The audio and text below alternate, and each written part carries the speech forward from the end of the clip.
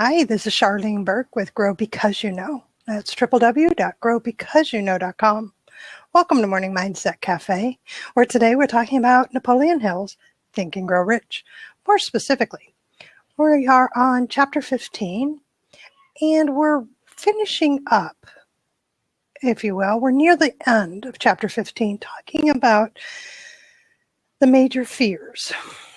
And Napoleon Hill had identified 6 major fears. He calls them ghosts, right? Because they're those intangible, emotionally driven fears, but manifest themselves in actions. Today, I titled the program, Fear is a State of Mind, because we've covered a few fears and some of the ways that those are manifested. And what I've noticed is as we're talking about them, we're talking in general. Right? In general, about how to combat fear, about what it really means. What is fear? You know, we had a few acronyms thrown out of fear is face everything and rise. That's the positive side of dealing with fear. We've looked at fear as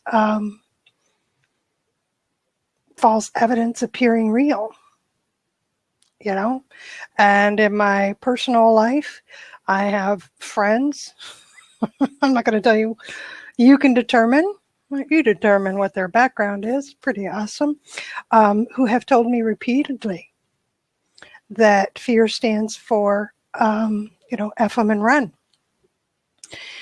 And what that means is run in either direction. You can run towards the positive or run towards the negative or run away. But screw it. Leave it behind. Run. Go. Do. And that's really what it boiled down to, is the doing. It's all about action. And so many of us get stuck in the fear, which prevents us from action. Or it propels us in action that is detrimental to us. And that's what we've been talking about. So the last couple of fears that have been noted in the book that I'll touch on, we're going to be talking about how fear really is a state of mind. So let's take a look at it, a couple more, how they manifest themselves, and how, remembering as we're talking about this, that it all begins in the mind. We can decide to be afraid or not. We can decide how to change our behavior, change our actions, to change our thoughts, because that can happen as well. So on page 218, oops, sorry. Actually, we didn't cover this part. Page 216 of the PDF that I'm sharing with those in the live stream joining me today, we begin with what's we're calling the fear of loss of love. I mean, we all kind of know what that looks like, don't we? If you're afraid you're going to lose the one you love, it comes out in jealousy, right? It comes out of, it shows itself in fault finding. You know, if you know somebody who's able to hide behind I'll play devil's advocate and I'll point out everything that's wrong with you. You know, isn't that funny how that all turns out? Here we are, we're afraid we're going to lose the one we love, and yet we turn on them. So what does that mean? It means that in our own mind, we don't think we're worthy of them. That's my thought. Please jump in if you have anything different to add to that. But that's my thought. It's my own insecurities or lack of confidence or lack of self-worth, right? That thinks that I might lose you, the love of my life. So because of that, I'm going to be very jealous when you pay attention to somebody else. I see it happen a lot. In my own life, it's actually quite funny.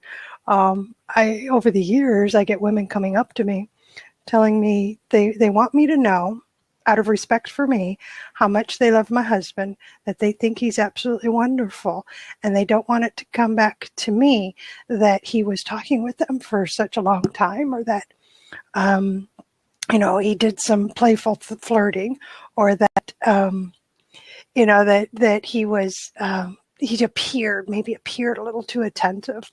I think it's great when women can come up to me and say that. I said, listen, I know what the guy's like. That's why I love him. Yeah, everybody loves him. It's great. I'm the one he comes home to every night, right? I'm secure in myself and what I offer and bring to the relationship. I'm secure in what we have built in our relationship. So there's no need to be jealous. It's not something that I've had an issue with. But I see it in others. And I see it destroy. I've watched people accuse each other of doing things that they had no thought of doing. In the book it's saying the habit of accusing a wife or a husband of infidelity without grounds. How awful is that? And yet I see that happen. I see somebody accuse their partner of infidelity. That's one of the most horrible things you can do, right? And there's no evidence for it. And what we're saying here is that comes out of the fear of losing, right? The fear of losing the spouse or the partner. He's saying that the same thing applies with fault finding. It's the habit of finding fault with friends, relatives, business associates, loved ones upon the slightest provocation and without any cause at all. So when presented with somebody, and I'm trying to think this through, my own insecurities sometimes, really didn't, rarely did it manifest itself in my finding fault with somebody. Because when it did, I caught myself. And I always figured or told myself it was, what are you being so envious about? Why? You're feeling insecure because you don't have that particular trait. Move on.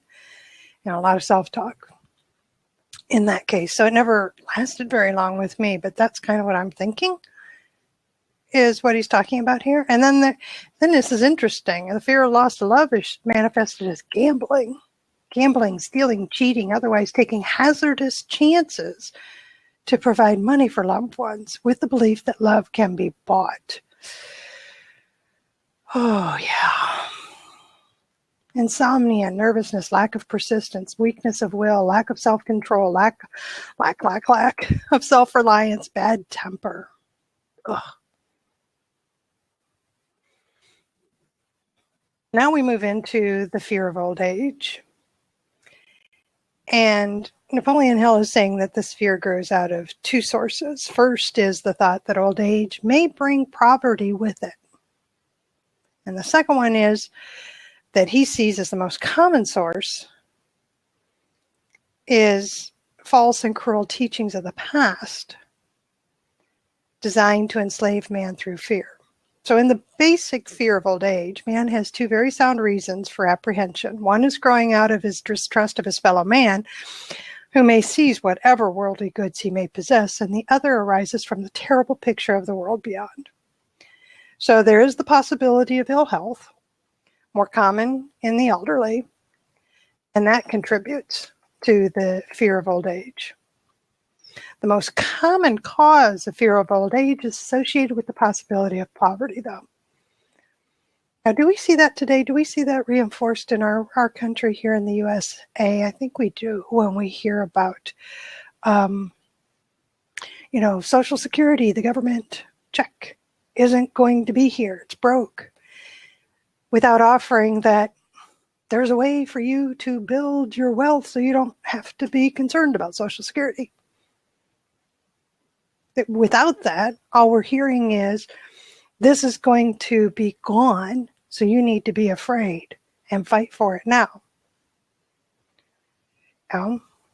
What else do we see? I can tell you that when I do watch television and I don't skim through the commercials fast enough, I have seen every pill available to mankind related to growing old. And I'll tell you what, it is horrifying to think that a woman's going to grow old. I can tell you that as a woman. Absolutely horrifying. I mean, according to all of the products currently on the market today in 2016, oh my God, being wrinkled isn't an option. White hair isn't an option. You know, I mean, it's when I watch, I look at these commercials, I'm like, really? This is hitting a lot of people's insecurities, isn't it? So if that's what we're hearing, that's what we're seeing, that feeds that fear if we're not careful. And that's why I wanted to say it's a state of mind. Because if you can see yourself being drawn in and affected by the marketing, by the advertising, by the sharing of horrifying nursing home experiences, completely losing perspective. Now, I say this because it directly related to the nursing home experience. There's 350 million people in the United States of America, and you see one story about 2 people out of a nursing home that were treated badly. So that's all you see, and therefore it feels like it's right across the street from you. That's what the Ackerman false evidence appears real. The false evidence is the appearance to you that those 2 people that suffered horrible things, or might have been 20 people, one nursing home, 1 out of thousands in the United States of America has hit the news, and that's what you see, and you see it enough, it gets in the head that says nursing homes are bad, I don't ever want to be there, and I'm going to do everything I can not to ever be in a nursing home, or to be afraid that I will end up in a nursing home. What I say? Go investigate it for yourself. I have. I've been in assisted living and nursing homes that are fantastic, private and publicly funded. They're fantastic. I've been in hospice situations and part of nursing homes where now we're talking about the fear of death, right? Fear of ill health, fear of death. Incredible people working there. But that's in my community. That's where I am right now. That's in the community outside of Indianapolis, Indiana, because I had a mother that went and investigated on her own.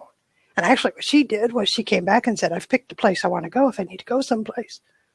So I investigated a little bit further. I said, it's a great place. Now, this is so many years ago. I told her, I said, when the time comes, can we reinvestigate this? Because, enough time will have passed. Things will have changed. Sure. So again, what are we really afraid of? It's all manufactured in our head. I can blame you. I can blame the news, right? I can blame other media. I can blame the internet. I can blame Facebook. I can blame Blab because I happened in on somebody's Blab and all they talked about was this negative crap, right? I can do all that, but instead, what I choose to do is to maintain a level of perspective. It says, where am I in the midst of this? Is it benefiting me? Why am I really afraid? What do I need to work on and work towards and be doing today so that I'm not afraid? Because fear will paralyze us. And that's why I say it's a state of mind. It will paralyze us. It will prevent us from action. It has for me. My fear of people prevented me for years from moving up in a company, moving sideways in a company, being anything other than in the background in a company. And then when I started my own business, the fear of people slowed me down. And I say it didn't stop me. It did not stop me. I'm here right now, right? And I know that I've got at least 5 people live watching me. That includes myself here. So reality check, right? There's a number there. I've stood in front of as many as 400 from a stage speaking. I've had small groups. So I know that I can overcome this. The anxiety is there, but how about that? I went from fear, meaning I just fear of walking out the front door, to reduce to a level of anxiety that can be managed before I go on stage, before I start a workshop. And that anxiety still happens even when it's live via video. You know, if I'm in a video conference, I do live workshops virtually. And with the beginning of the first one, there's always that butterfly feeling. It's not that big a deal. Not anymore. There was a time that would have stopped me from even doing it. So what I've learned is that it is in the state of mind. If I want it badly enough, if I see that it needs to be a part of my activity to get me where I want to go, I need to push through it.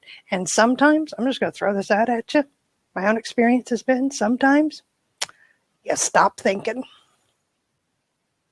You just stop thinking and start doing. And when I've done that, when I have been in that mode of wall, but I knew it had to be done. I had to do this. And what I'm talking about is I was invited to speak before a business group. Oh, my heart's still racing when I think about it. And I said yes, because I knew that it was vital to grow my business. And I showed up and I stumbled and I stammered and I sweat, but I did it. I didn't do it as well as I would have thought, but I did it. I stopped thinking. I just said, you're not helping me here. I know of no other way to think my way through this, so I'm just going to do. I'm going to jump in. I'm going to do. I have, I've prepped. I've prepared. I've got what I need in front of me. I know this stuff. I know it inside and out. So whatever, I'm talking to myself, whatever you want to be telling me, you're just going to have to go away right now. I don't have time for you. I just don't have time. I got to get to the doing part. I stopped thinking and I jumped in and I did. I did not get a customer that day. I would be surprised if I did. I did not appear to be a big expert. I look back and I looked exactly how I thought I looked. It was how I felt was coming out. It wasn't as drastic as what I, remember the feeling being, but I looked nervous. I looked hesitant. I appeared unsure of myself. The interesting thing is, and people have come back many times now since that first time and many times since then, that even when I feel that way and it shows up a little bit, when we're talking about something that I know, you see, I can stop thinking about myself and focus on what I know. Then I come off as confident and sure and capable. See how Charlene has to stop thinking? When I do that, I'm able to stop the fear from taking over. Oh, some great people jumping into the room. I saw you come in earlier, Ron. Thank you for being here. William, good to see you. Christian, Catherine, Betsy. Glad you're all here. We're talking about how fear is a state of mind. We're almost close to finishing up chapter 15 at the end of the book of Think and Grow Rich. Tomorrow we'll be going more in depth at the very end. But we're kind of recapping the fears that we've talked about. And that's pretty much it. How being afraid puts us into action that is detrimental to what we really want. Because if we're afraid we're going to lose something, then everything I do actually pushes away what it is I'm afraid I'm going to lose. Which is really funny. But it works that way. Anybody want to jump in and give your own thoughts on this? For those brand new, that what I was talking about, that sometimes you just got to stop thinking. That was me. In some cases, it is just a matter of jumping in and doing. I know what needs to be done. I turn the brain off. I just have to stop thinking. Because it's my thinking that paralyzes me. It's my thinking that maintains that fear. It's my thinking that raises my level of anxiety. And when I'm able to turn it off, then I'm in good shape and I'm able to do. Betsy's saying the opposite of fear is love. And in some cases, that's interesting you said that, because it's true that in some cases I'm actually able to replace my thinking. Whether I believe it or not, I can replace that fear. And it's replaced with, you've got this, you can do this. So that could be a form of expressing love for myself and my capabilities. The power stance. Today I use the power stance, which is either hands on hips or arms out, gaining strength. Music that pumps you up, gets me, things like this morning, my own readings, things that I listen to on YouTube, video, and what have you. Getting the mind directed in a way that is focused on success and on doing, on action, to stop the fear from paralyzing us. What do you think? Good morning, Karen. Glad you're here. So what do you guys think? Am I on track?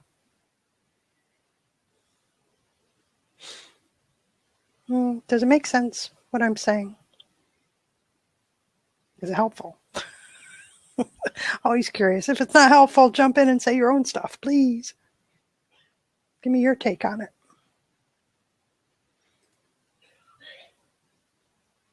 Oh, thanks. Can I repeat the last statement? I'm about ready to tell you to just share the last 30 seconds so I can see. I'm sorry. So I can see what I said. Not sure what the last statement was, Karen. I'll tell you that fear is a state of mind, that action can trump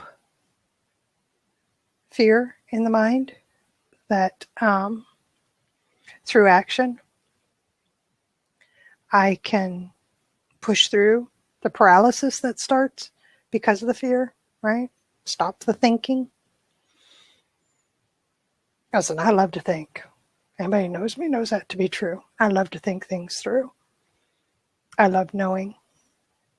I love research, right? This isn't analysis paralysis, getting lost in the research. I'm talking about fear paralyzing you. Fear stopping you. It's the knowledge. What's the thing that helps you stop the paralysis? Quite honestly, it's the desire. And the desire that is for that which is at the end. So, one instance that I gave is when I talked before my first business group, the reason I was willing to do it, the reason I said yes was because it fit my business model. I needed to be in front of these people who are my potential customers, let them know who I was and what I did. Terrified to do it. But I told myself that it really doesn't matter what I think, feel, or believe right now. I have to get in front of them because this is what's going to help me get where I need to go. This is going to help me build my business. And the first time I did it, I did not get a customer. And I'm not at all surprised. At all. The second time I did it, I did not get a customer. Not at all surprised. I can tell you that over time, these same people who met me those first couple of times in 2008, in person, speaking from a podium, have since told me how nice it is to see me speak. They remember, and they see the change and they like it and they're attracted to it and they're encouraging. And what that does, when people tell me that, and this is why I will tell others this, when people tell me, I watched you stumble and I like what I see now, it's nice to see the growth. It feels good. It's a pat on the back and a sense of encouragement, right? So I do the same for others. I've got a customer actually, when she first started out with her business, on the outside, she did everything wrong. She was spamming people with email. She went to in-person networking events and just spewed out what her business was, handed out business cards and said, send people to me. And she was persistent and she showed up everywhere. And she was open to change. So when we approached her and said, you might be better served if you tried it this way, she ran with it. I will try this. I will try that. And eventually, a few years later, she is a very successful businesswoman here in town. And I had lunch with her last year. She came to me to ask if I would take her on as a client. And it turns out she wasn't quite ready to turn things over and to be a client. Not yet. She is now. But at the time, I told her at lunch, I said, listen, I just want you to know that it's been a joy to watch you grow your business. You came on the scene, and it was difficult to think of doing business with you and today, it's easier to think of doing business for you. So I just want you to know that myself and many others have noticed, and that's why you've grown your business. She says, oh yeah, I couldn't have done it without everybody making recommendations. I trusted the successful people. And what she was doing was running away from something. I mean, the reality was if she didn't make his business a success, she and her two boys, she's a single mom, recently single mom at the time. Where else were they going to go? They weren't going to go anywhere else. So with dogged determination, she did what needed to be done. So the similar type of desire, right, is what I had, which is, this is what's necessary in order for me to be the person I want to be, to do the business I want to do. Therefore, I can stop the thinking and just do it because I know what to do. There's this, I think, that's one of the keys too. I already know what the action should be.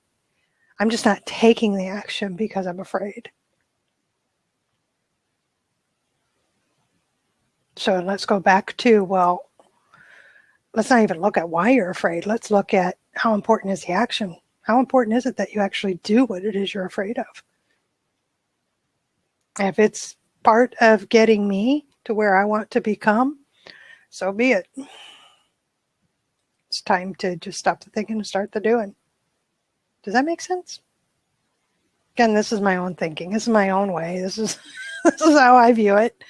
If anybody has a different way or sees things differently, please share.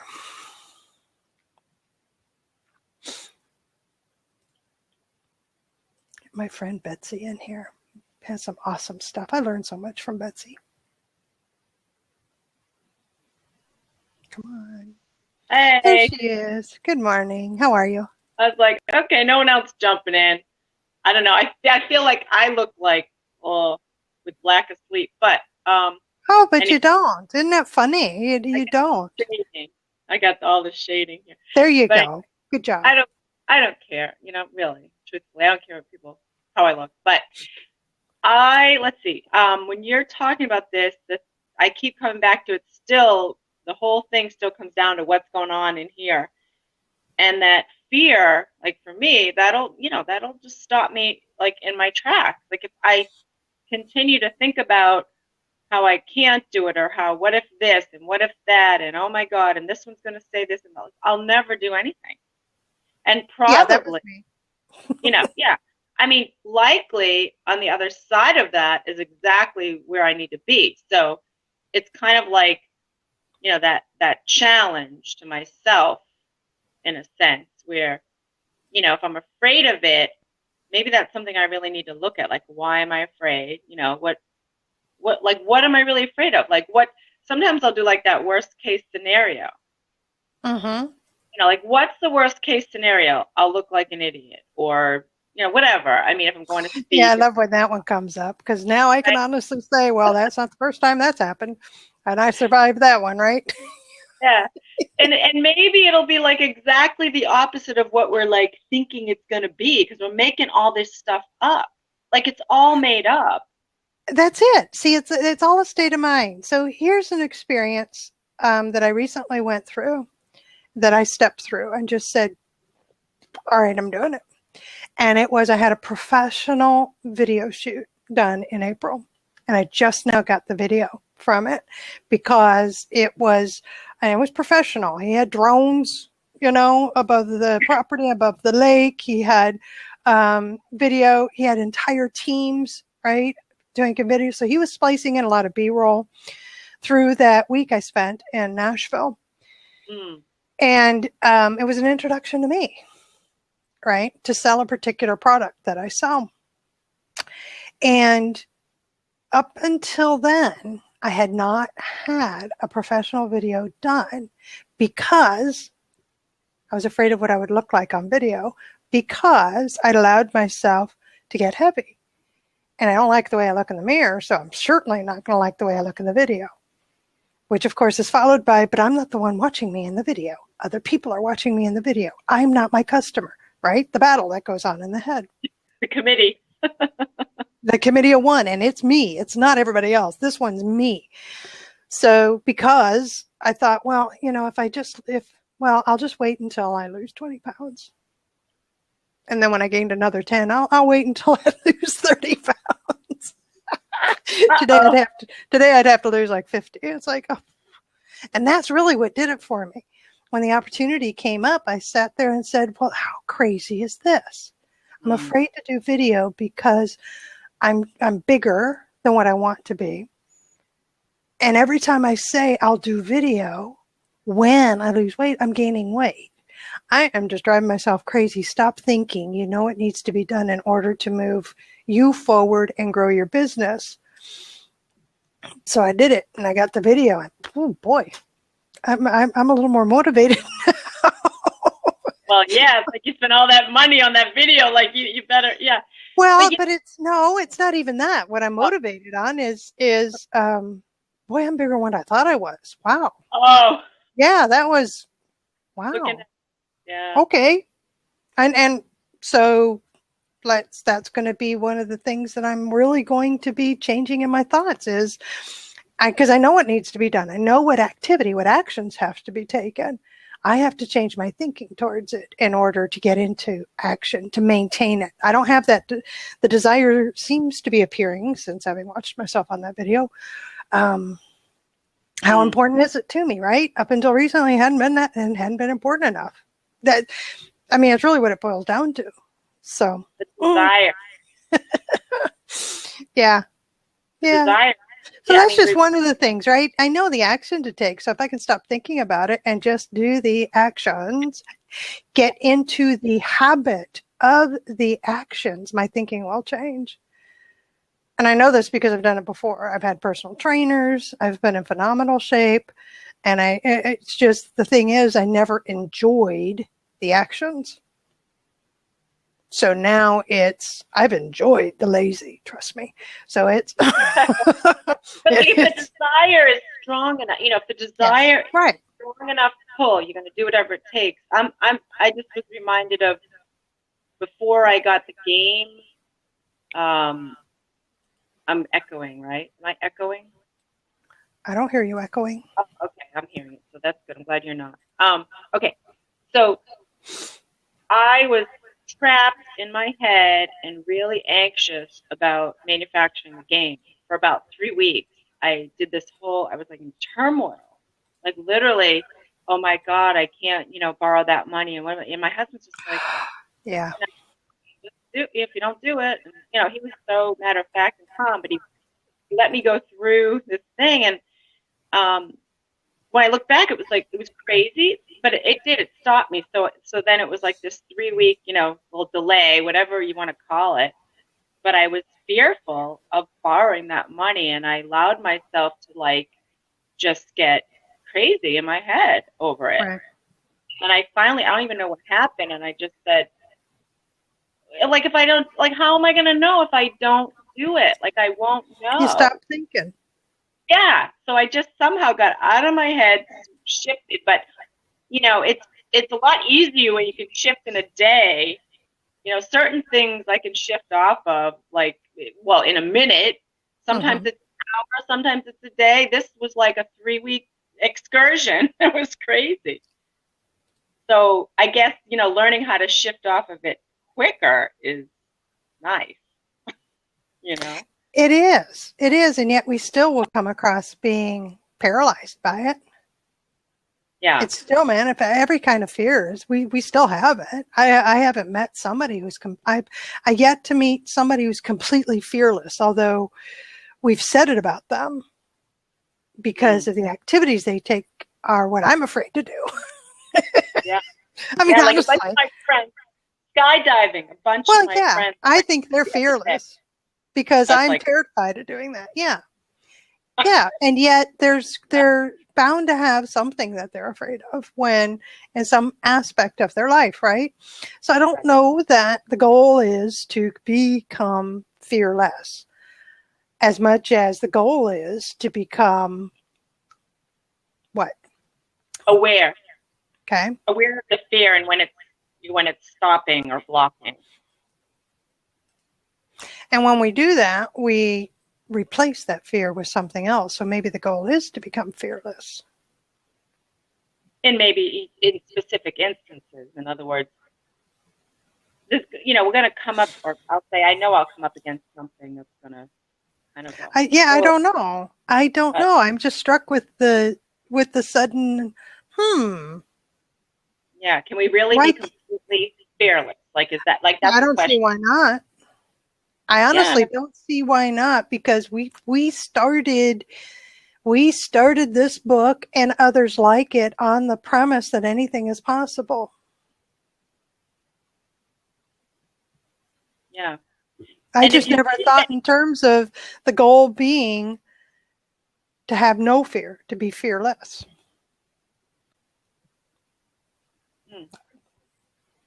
Yeah. Just putting it out there. Well, I think being in the question is good. Like I mean, I don't necessarily think that we're supposed to be here getting every answer to everything. I believe that we really are, or I'm always in the question. Mm-hmm. I mean, I'm constantly in the question, and constantly seeking. Yeah, and that's okay. We're not always going to have the answers, but if we're open, I think, or if I'm open, then I see more. I recognize more when it's something coming my way that's like, yeah, this is, Mm-hmm. thing, or this was this. It's always supposed to be, in my opinion, like just wherever you bump into, whatever you do. So, how about then, by being open through questioning, because you're open to answers when you question. What we're doing is we are slowly removing the hold that fear has on us. Whether the goal is to eliminate it completely or not, the purpose of what we're doing through what you talked about is to reduce its hold on us. I think because what I'm afraid of is very different from what you're afraid of, and how we respond to it is very different, right? Right. For everyone. Yeah. Yeah. So like you had said that we'll tackle them one at a time. But even then, if the goal could be to become fearless, you still have to tackle it one at a time, because sometimes you don't know what you're afraid of until you're presented with an opportunity and you feel it and you say, oh shit, that's scary, and that will stop me, or you've hit that wall because the fear stops you. Yeah. I mean, what are we really afraid? Like, what am I really afraid of? If I think about that, it's really, like. I always had this idea that I was afraid to fail, and that was never it. Honest to God's truth, it wasn't it. I learned when I was well into my 40s that what I've been afraid of is success.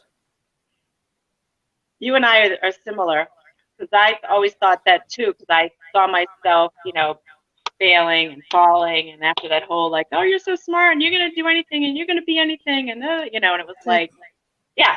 And so it was like, I was afraid to fail, but it's that fear of success. Like, I don't know, because like, well, all right. So no, I do. So, Oh, good. So, wait a minute.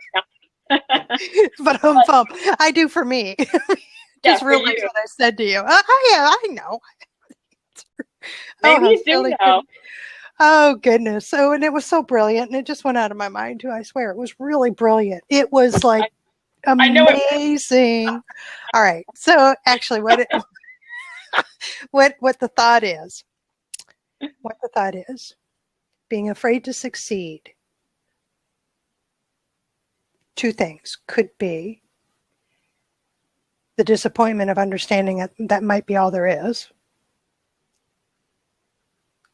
because we have built success up to be so big in our minds, or two, we hit it and then we realize we're going to have to exceed it and we're going to have to do it again. Yeah, That's all I got right now. That's what flashed through my head. No, but it's true. It's like, you like if you get successful and you're like, you're doing so well, like you get to stay there or keep going, or do you, does Can't something just happen? stay. That's the key, though. That's the thing. Right. You have to always be moving. Right. There is no end. Ending. Right. Right. Yeah. That's probably part of it. And then maybe even just like people like drop out of your life, or they want to be in your life suddenly. If the success is money, just say, for example. Oh, that'll happen. You'll suddenly have long lost relatives that appear out of the woodwork. Yeah. Yeah. I have $1 million I made, blah, blah, blah, and then all these people like, oh, I miss you, or whatever. Like, okay, that's different. And why is that different? I'll tell you why. It's because what we're learning here and sharing with each other with Morning Mindset is that the importance of knowing who you are and who your inner circle is. Because, one of the success principles is surrounding yourself with the right people. If we do that now, before we hit the dollar amount we're trying to go for, whatever that is, that can protect us against those long lost relatives that suddenly show up. Right? True. But one of the things I have in mind, just to throw it out there as a way to respond to those who really are in need. Anybody here familiar with Percy Ross?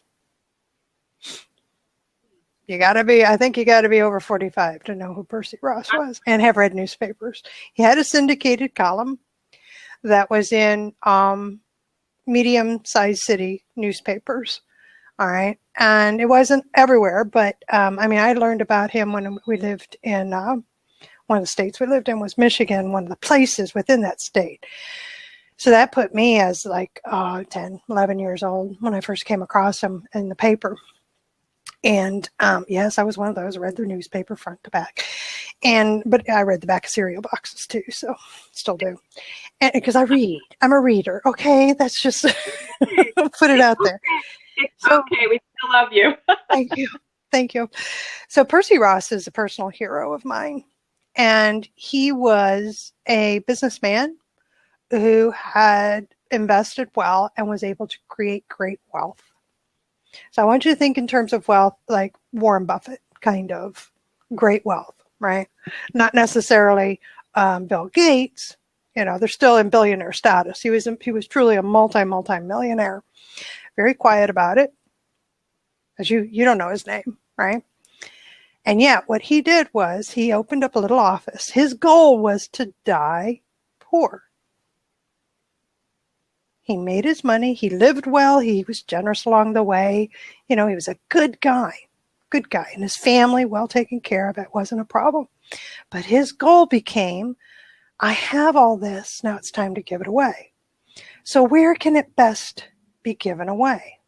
Charities, foundations. Yeah, that's all the options. What he did was he opened up a little office. He had his secretary and an assistant.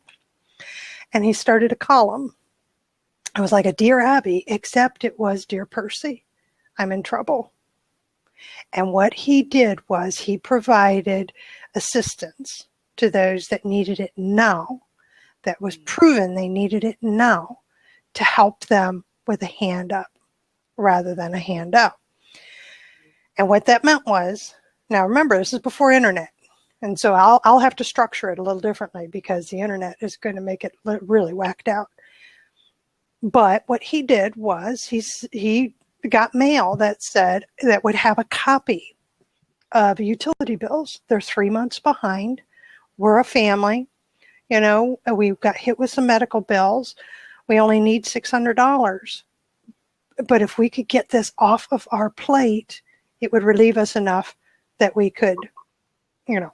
So the secretary opens up the mail, and then she and the assistant research, make the phone calls to determine that you're really in need, and he writes a check for them. So it's anywhere. I've seen, you know, requests for $50. I've seen requests for $50,000. And his column, what he did is he opened up with a paragraph or so about something to do. Well, now I know what he was talking about. Something to do with mindset, something to do with faith, something to do with wanting to improve, right? And then he'd share 2 or 3 instances of who had asked for help, the kind of help they had asked, give us the backstory on the person. So it's very much like the GoFundMe kind of thing we have now, where you go there and you can see their story, right, and determine whether or not you want to help that individual. Except he was doing it on his own through newspapers. So that's one way mine will work, would be something like going to GoFundMe and helping that way. I'm seeking them out. And then another way I want to do it is because he shared this as well. And this is what struck me. I'm telling you, I was a kid when I saw this. This is in the back of my mind is what I'm going to be doing when I have this great wealth that I'm working towards, is see something in the paper and be able to pay off a medical bill, send a check for the family, so that they can get through the next upcoming weeks of their kids. You know, terrible accident happened. The guy's not working, sending a check. Now this happens, and you'll see people that do this. Yeah. Right? They're doing it now. And sometimes they're recognized, sometimes they're not. Trust me, there's a lot that are not recognized because I know that they were influenced by people like Percy Ross. So that's ultimately, I'm not going to have a newspaper syndication, you know, deal or anything like that. I don't intend to do it that way. But that's something I aspire to. So that's one of the things, but I have to get rid of all this fear to keep moving forward, right? Because that desire to be helpful in that capacity. I mean, I've done it. I've had money where I've been able to just, you know, anonymously, they don't know where it came from. Other people do know where it came from, depends on what it is. Paid the rent for somebody. That's all they needed. You know, needed $425. Got it. Here, go. That'll get you through the month so that you can get through the next 2 weeks of layoff so that you can get back to work and you'll get caught up. And they do, right? Or be able to pay for somebody's groceries. You guys ever do that? How's that for getting rid of your fear? Go out. Again, it's action, isn't it? Yeah, it feels good too when you do that. So really, I guess, we don't really need to be afraid. There's plenty of places we can put the money when we get it. We don't need to be afraid of it. Oh, yeah. Yeah, and that's the other thing, because most of the time I say that I only help when I have the money, and that's true. I mean, I'm not going to break my bank account. Right. Help somebody else. Yeah. But I also will look to see, as long as our needs are taken care of, my own house is in order. Yeah. Well, then, yeah, I've got it now, and I'm going to help because I can. Or I can get a group to help. You know, I've participated, it's not been me that's initiated, but I've participated when somebody said, hey, there's a group of us getting together, there's 3 or 4 of us, we're pitching in to help this gal out, and we're going to get her a box of goodies or a care box, if you will, to get her through the winter. We did that one time. I was responsible for getting the down jacket, the coat and sweater. And somebody else went to local Waffle House and got gift certificates for the woman could have eaten there for months on these gift certificates, but that's where she loved to eat. So they went there and got the gift certificates for that. And somebody else got a scarf and blanket and yeah. And so there are a couple other things. So we put together a care package for her. You know, that's a normal part of how my husband and I work, but I'm saying that comes from somebody like my own family, how they viewed, and somebody like Percy Ross. And the interesting thing is that as I'm talking about it, I'm realizing how effective that can be in eliminating fear. And I'm walking myself right back to what you said earlier that bamboozled me, of how to explain how love can replace fear. Well, yeah, and the thing is, like, scarcity is really living in fear. Like there's not enough, there's not going to be enough, and um, it's like the opposite of scarcity is abundance. Mm-hmm. It's always like, I mean, if there's something, there's an opposite. So I don't know. Right. I've learned that there's fear and there's love. You Right. can operate. You can't be operating from both. No, they don't. Fear and faith can't operate in the same moment. And that scarcity and fear are kind of like in the same camp, in a sense. When I mean, I have the scarcity conversation. It hasn't gone away yet, Yeah. but I've gotten better at it. And it's the way I grew up, my relationship with money, and all that stuff. It's interesting because we talk about, like, I have this whole thing where I don't know if this is fear or what it is, but we're talking about the money, and like I'm not really motivated by the money. Yeah. It's what I can do with it or what I'm up to. It's desire. Yeah, it's what I envision the money's going to give me. The money is the tool to get to the end goal. It's not like I'm really not motivated by money. I'm motivated by what I'm doing and who I'm connecting with and how people are receiving what I am promoting and what I'm up to. And you need the money in order to do all that. Exactly. So it's like that cycle, but it's not it's that like outcome, having $1 million. Yeah, but like, what am I going to do with it? Who am I going to be giving it to? And that's where my mind goes. Which birth organization is going to receive a chunk of that or whatever. Yep. So yeah. Well, I agree. It's like yesterday I was watching the closing of a college. It has been in existence for 200 years. Wow. Now, if you know me, you know that knowledge and education is in my heart. That to me is the foundation to freedom, knowledge and education. So to see that a 200-year-old private college is going to close down because of lack of money. There's a lot of things involved because they're tied to financial aid with the United States government that, so many students rely on and everything else. And they said if we had $5 million, this wouldn't be a problem. Where's all the money? Like, where's all the money? It just gets like. So I'm thinking here, where my mind went? Dang, if I'd have known sooner, I could get in touch with people that I know. We could start an endowment, get with their funding people inside, because that's what ticked me off is like, well, where's your director of development? Yeah, you should have endowments that are created so that you don't have to rely on government money. 200-year-old teaching facility that is going to be put under and have to shut down because one piece of funding is gone. Didn't prepare that. That's what I know to be true in my case when I watch things like it happen, having worked in development, understanding endowments, foundations, that they're internal. You can set it up for yourself. They could have had their own college endowment so that those who graduated could bequeath money upon their death, and all of that. It takes activity. Anyway, all of that works together, but I'm thinking, would be nice if I were in the position, right, that I'm planning to be in, to hear that. What I would do is not just write a check. What I would do is make a visit to the campus and speak to the people and say, how much do you need right now, right now, to keep the door open? And let me do that, and then let me give you an initial gift to start an endowment, and let's get you moving towards self-sustaining so this doesn't have to happen again. I would do that. Why? Because knowledge and education is in my heart. Other people will go to the Humane Society. That's what they will do because that's what's in their heart, the welfare of animals. So. But, it's like, you remind me of the teaching the man to fish. Oh. instead of, just like you said before, like the hand out, the hand up. Yeah. Well, Maybe that's what I loved about Percy Ross, because he also talked about that. Go ahead.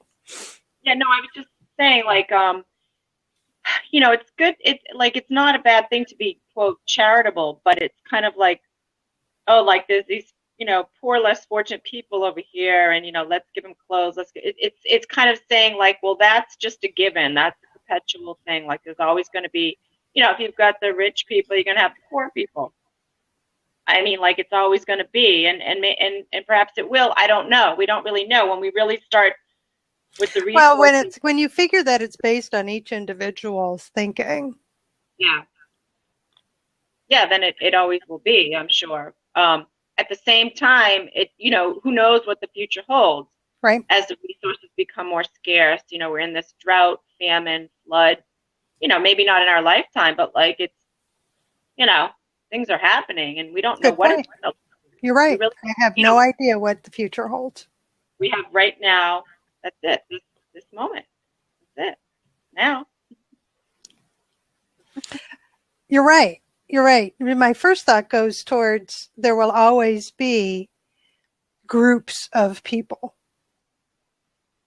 Yeah. And I think it's because, and whether you define those groups by economics, by social level, by association, the idea is that because we're all individual, my thinking is we're all individuals, so I'm going to be drawn to people.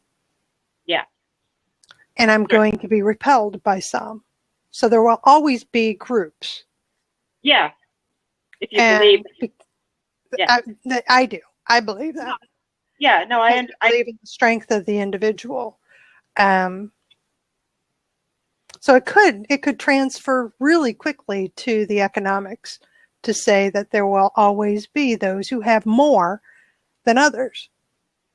And I personally don't have a problem with that, because those who don't have as much now, they just need to be taught how to view those who have more as something to aspire to, rather than be afraid of. Yeah. So that's my thinking. And again, like, I don't know what that does to, like, if somebody's in that position, what their mind could drive them to do, or, in desperation. I mean, who knows? I'm just, going in a different direction. But yeah, that was interesting where you went, because I can show you desperate people who've done some really stupid things.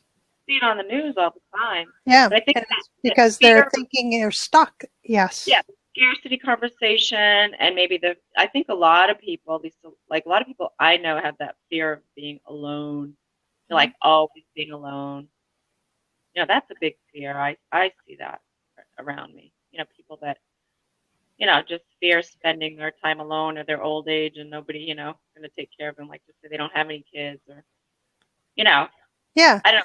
Oh no, I get it. And yet here we're taught, if you have that fear, do something. Yeah. To prevent it from whatever it is you're afraid is going to happen. Do something now to prevent it from happening. Yeah, exactly. So if I'm afraid that I am going to grow old and not have any money, I'm going to be poor, fear of old age. What am I doing now to prevent that from happening? Yeah. But if I'm afraid I'm not going to have money, and that fear causes me to hoard the money that I have, that means that any investments I make are going to be made out of fear, and they're not going to be very good investments, not well thought out. So I'm going to end up, right? That self-fulfilling prophecy thing. I'm going to end up old and poor. Trust me, that's not going to be pretty, so it's not going to happen to me. All right. But if that is a fear, that's how it manifests, right? Just like you're saying, if I'm afraid of being alone, I become very needy emotionally. So that can be off-putting to people. Exactly. Yeah. And I can be jealous because I'm afraid of loss of love, right? I'm afraid of your loss of your attention. And I'm going to go back to what Napoleon Hill was talking about, that loss of love fear. So if I become jealous, if I'm in a group of women and I'm jealous of a newcomer to the group because she's getting the attention, because I'm afraid that I'm really not fitting in with this group, and it's important to me because I don't want to die alone, right? I'm going to end up pushing them away. So you had said this earlier about being in today, be in the moment, recognize that if I have a fear, I can change it. I can manage it. I can change my behavior today so that I don't end up where I'm fear I will end up. Instead of being afraid, I can be hopeful because I've decided where I'm going to end up. Because our thoughts create everything. I know. Our thoughts are the beginning of creating our There reality. we go. Fear is a state of mind. Yeah. Yeah. Right back to that. It is. Beautiful. Oh, awesome stuff, Betsy. Awesome stuff. Shout out to Tim. Hey, Tim. Good to see you here. We are at the top of the hour, so I'm going to close out the recording and keep the room open for further discussion. Anybody who wants to discuss. Would love to know if anybody has any particular takeaways. Feel free to share those. Thank you for joining me in the live stream, Betsy. Thank you for those in the comment section for participating in the discussion. And those watching the replay, hey, thanks for sticking with us this long. This is Charlene Burke with Grow Because You Know. That's www.growbecauseyouKnow.com. Let's move forward with the day on purpose, with purpose, to grow our hearts, grow our minds, and grow our businesses. Until next time, have a great day.